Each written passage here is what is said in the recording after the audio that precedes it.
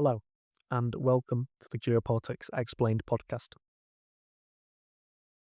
This episode is going to be something slightly different to the usual format.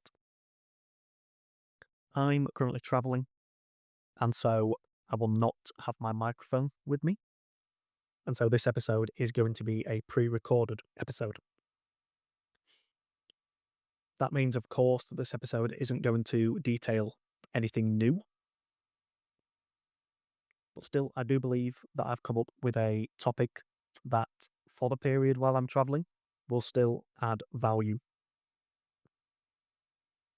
As a part of my recent discussions surrounding Greenland, I dove into the topic of game theory. Now, for those who have been long-time listeners of the podcast or long-time readers of my blog over on Substack, you will know that I do frequently discuss game theory. When I started Geopolitics Explained, almost 4 years ago now, one of the first big series that I undertook was a series that discussed game theory. Now, this series has been paywalled for a long time over on Substack, but it has never been discussed on the podcast. So, as a result, for the next month, there will be 5 episodes that will be released that will cover this entire series on game theory. In today's episode, we will start by discussing my introduction to game theory, before then exploring some games that we have seen throughout history in geopolitics that we can analyse through the scope of game theory. So, before we discuss anything, we need to set a definition. What is game theory? Game theory describes the study of strategic or interactive decision making. Most decisions on the surface that are made by governments and world leaders could look baffling. But when we look at these decisions using game theory, we can analyse the underlying reasons, and game theory can help to explain these. Before diving into any games, we need to know the relevant criteria that we can use to identify these games. These are characteristics that every single game will possess. The first characteristic is the number of players. This refers to each actor who is involved in a game who makes a choice in the game. The second criteria is the strategies per player. Each player will choose from a set of potential actions. This is the number of strategies that each player possesses. The third criteria to explore is the payoff. This is the reward, whether positive or negative, that each player receives due to their strategy. These are the 3 main criteria that we explore in analysing games, but there are other criteria that we can also explore. The first is called the Nash equilibrium. The Nash equilibrium is the scenario in which every player has chosen their best strategy. In such a scenario, no player is incentivized to change strategy. As a result, we have reached the Nash equilibrium.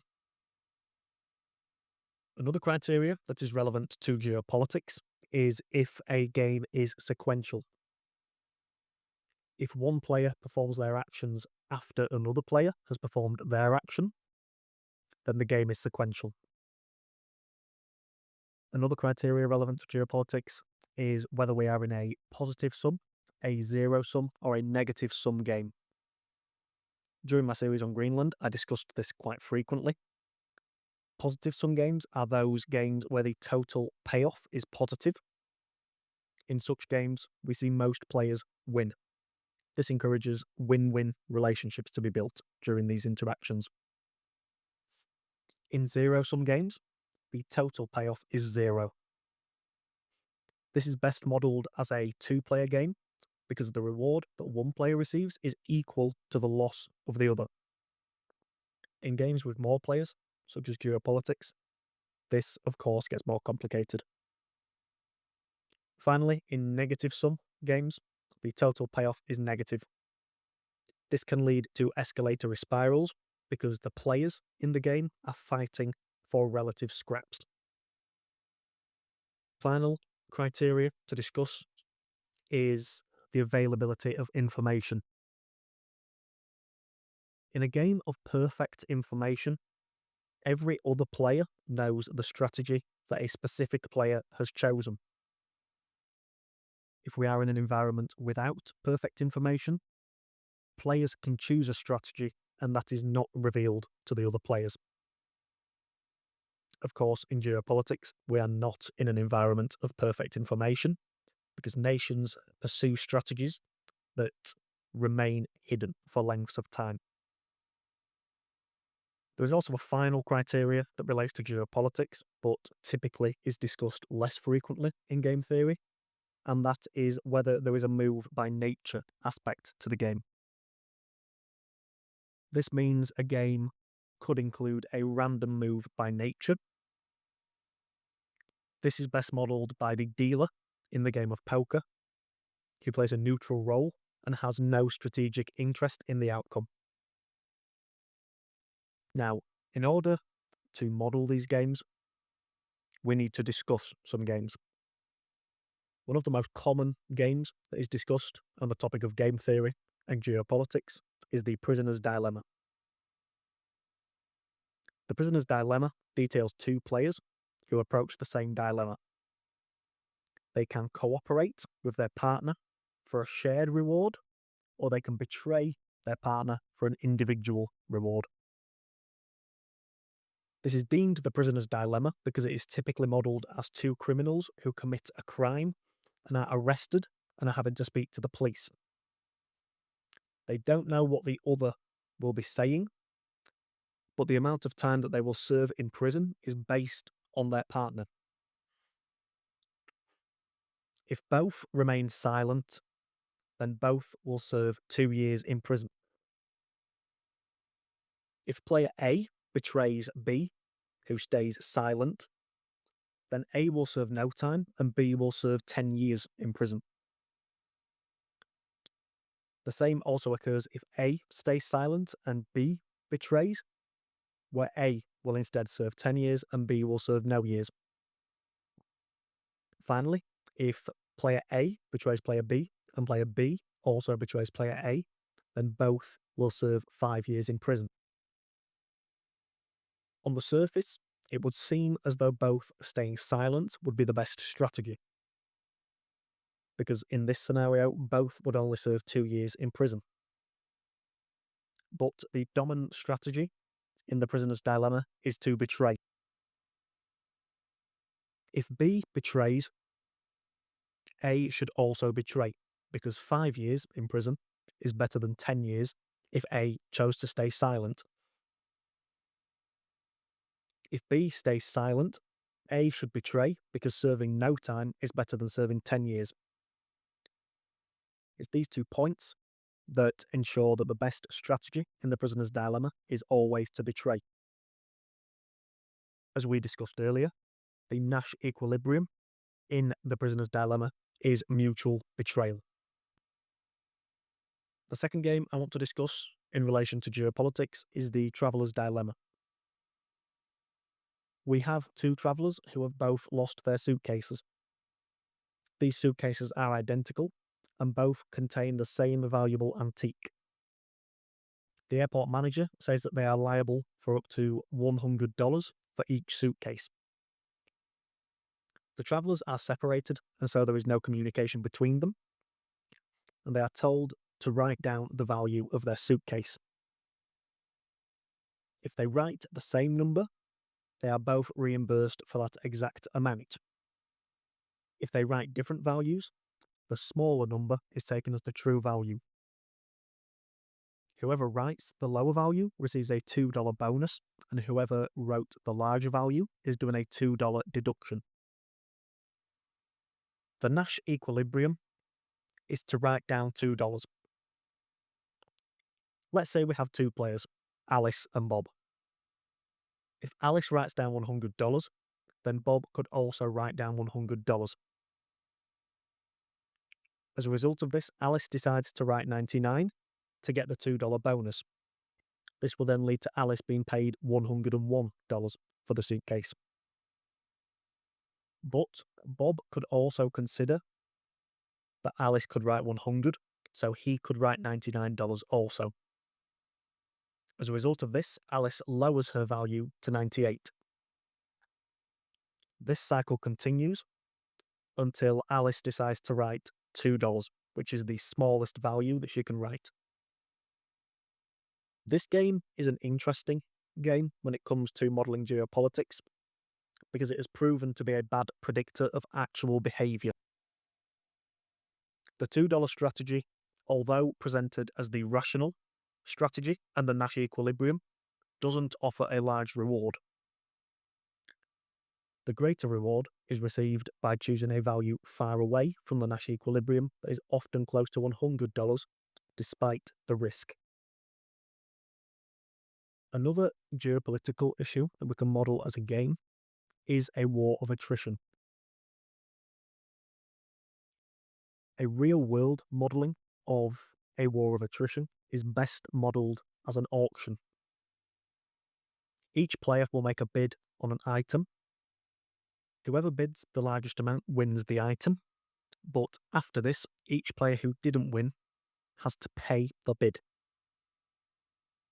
If we take V as the value of the item and B as the bid made, if a player wins, their payoff is V minus B. But if a player loses, their payoff is minus B.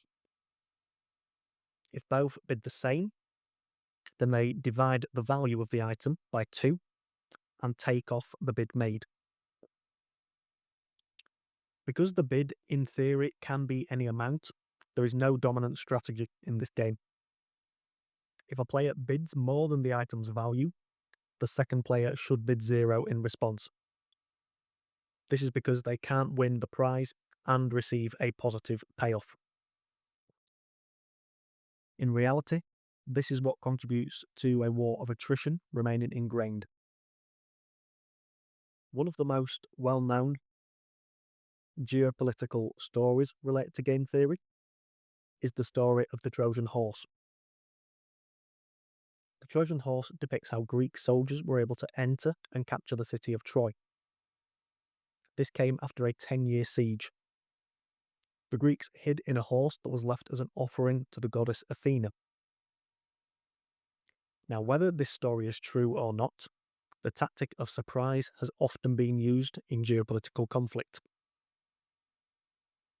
In more present times, the element of surprise in geopolitics is a lot more difficult. Satellites track every part of the Earth. And also, as we saw before the breakout of the Russia-Ukraine war, hundreds of troops congregating on a nation's border is quite visible.